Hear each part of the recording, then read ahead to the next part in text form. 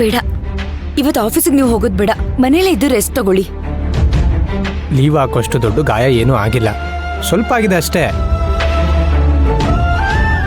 ಸರಿ, ಕೊಡಿ ಇಲ್ಲಿ. ಇರ್ಲಿ, ಪರವಾಗಿಲ್ಲ. ನೀವು ಕೂತ್ಕೊಳ್ಳಿ ಫಸ್ಟು. ಕೂತ್ಕೊಳ್ಳಿ, ಬಂದೆ.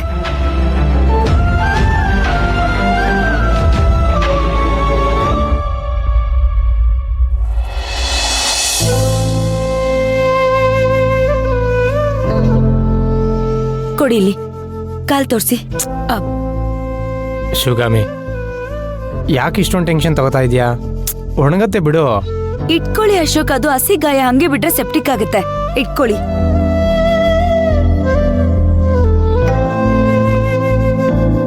ನೋಡಿ, ಇನ್ನೂ ಒಣಗೆ ಇಲ್ಲ, ಹಂಗೆ ಇದೆ ಗಾಯ.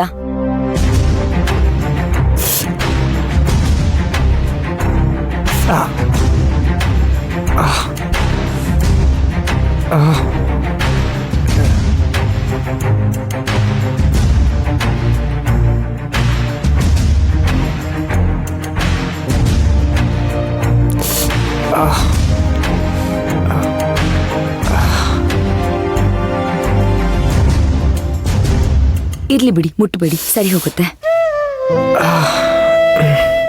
ನೋಡಿ, ಎಷ್ಟು ದೊಡ್ಡ ಗಾಯ ಆಗಿದೆ, ಎಷ್ಟು ನೋವಲ್ಲಿದ್ದೀರಾ. ಬೇಡ ಅಂದ್ರೂ ಆಫೀಸ್ಗೆ ಹೋಗ್ಬೇಕು ಅಂತ ಹಠ ಮಾಡ್ತಿದ್ದೀರಾ.